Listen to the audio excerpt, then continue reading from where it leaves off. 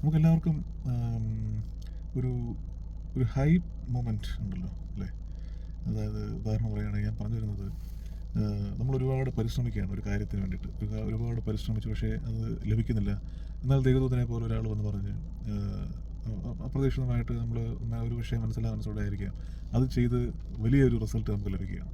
അപ്പോൾ അങ്ങനെ അതൊരു അപ്രതീക്ഷിതവും ഒട്ടും ഒട്ടും തന്നെ പ്രതീക്ഷിക്കാതെ നമ്മൾ പ്രതീക്ഷിച്ചതിനേക്കാൾ വലിയൊരു റിസൾട്ട് നമുക്ക് അവിടെ ലഭിച്ചു. അപ്പോൾ ഇതുപോലെ ഇതിനെ ഒരു ഹൈ മൊമെൻ്റ് ആയിട്ട് നമുക്ക് പറയാം അല്ലേ? പലർക്കും ചിലപ്പോൾ ഇതുപോലത്തെ ജീവിതാനുഭവങ്ങൾ നമുക്കുണ്ടാകും. അത് നമ്മൾ ഒരുപാട് മോട്ടിവേറ്റ് ചെയ്യും. അത് അതിൽ ആ പറഞ്ഞ ദൈവദൂതനെ പോലെ ഒരാളെ അയാളെ പിൻചെല്ലാനായിട്ട് നമുക്ക് വലിയൊരു മോട്ടിവേഷൻ ആയിരിക്കും.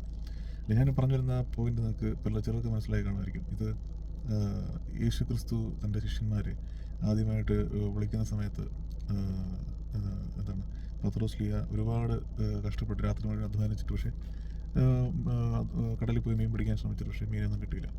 പക്ഷേ യേശു ക്രിസ്തു പറഞ്ഞ പറഞ്ഞ സമയത്ത് വലയെറിഞ്ഞപ്പോൾ അവർ വളരെ അത്ഭുതകരമായി ഒട്ടും പ്രതീക്ഷിക്കാത്ത തരത്തിൽ ഒരുപാട് മീനെ കിട്ടി. അത് വലിയൊരു ഹൈ മൊമെൻ്റ് ആയിരുന്നു പത്രോസ്ലീഹയെ സംബന്ധിച്ചിടത്തോളം. അപ്പം അതിനുശേഷം ഈശോയെ പിൻചെല്ലാനായിട്ട് അവർ അതിനുശേഷം ഈശോയെ പിൻചെല്ലുകയാണ് അതിനുശേഷം അല്ലേ? അപ്പം ഇത് പക്ഷേ പല വർഷങ്ങളായിട്ട് ബൈബിൾ വായിക്കുകയാണെങ്കിലും പല സ്ഥലങ്ങളിലും ഇതേപോലെ ഇത് നമ്മൾ കാണാൻ സാധിക്കും. ഒന്ന് രണ്ട് സുവിശേഷങ്ങളിൽ നമുക്കിത് കാണാൻ സാധിക്കും. ഞാൻ ആദ്യമൊക്കെ വിചാരിച്ചിരുന്നത് ഇത് തന്നെയാണ്, ഐ മീൻ ഈ സെയിം സിറ്റുവേഷനാണ് പലയിടത്തും പറയുന്നതെന്നുള്ളത്. പക്ഷേ ഈ ഇടയ്ക്കാണ് മനസ്സിലായത്,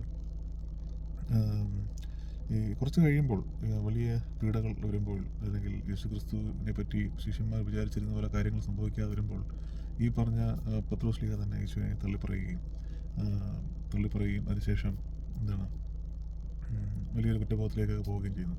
എന്നാൽ അതിനുശേഷം എന്താണ്, എന്നാൽ ഞാൻ നിർത്തി, എൻ്റെ പണിയെല്ലാം കഴിഞ്ഞു, ഞാൻ തിരിച്ച് പഴയ ജോലി ചെയ്യാൻ പോവുകയാണ്, പഴയ ജോലിയായ മീൻപിടുത്തം ചെയ്യാൻ പോവുകയാണ്.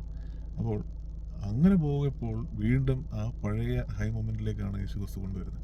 അപ്പോൾ അതൊന്ന് ആലോചിച്ച് നോക്കി, അന്ന് ആദ്യമുണ്ടായ 3.5 വർഷങ്ങൾക്ക് മുമ്പ് ആദ്യമായിട്ട് ഈശോയെ കാണുമ്പോൾ ഉണ്ടാകുന്ന ആ സെയിം ഹൈ മൊമെൻറ്റിലേക്ക് 3.5 വർഷം കഴിഞ്ഞ് അതിൻ്റെ കൂടെ നടന്ന പല തരത്തിലുള്ള ദൈവികമായ മിറക്കിൾസ്, അത്ഭുതങ്ങളും അടയാളങ്ങളും എല്ലാം കണ്ടതിന് ശേഷം ഈശോയുടെ മരണം കണ്ടപ്പോഴത്തേക്കും, ആ ഒരു പീഡാനുഭവത്തിൻ്റെ തുടങ്ങിയപ്പോഴത്തേക്കും ഈശോയെ തള്ളിപ്പറയുകയൊക്കെ ചെയ്ത് എല്ലാം വളരെ പെട്ടെന്ന് തന്നെ മറന്ന് പോയ പത്രോസ്ലീഹ തിരിച്ച് പഴയ ജോലിയായി, ആദ്യത്തെ ജോലിയായി മീൻ പിടിക്കാനായിട്ട് പോയപ്പോഴത്തേക്കും വീണ്ടും ആദ്യമുണ്ടായ അതേ ഹൈ മൊമെൻറ്റിലേക്ക് ഈശോ കൊണ്ടുവരികയാണ്. അപ്പോൾ കൂടെ ഉണ്ടായിരുന്ന ശിഷ്യനാണെന്ന് തോന്നുന്നു പറയുന്നത് അത് കർത്താവാണ്. അപ്പോൾ അത് ദൈവത്തിൻ്റെ പ്രവൃത്തിയാണ്.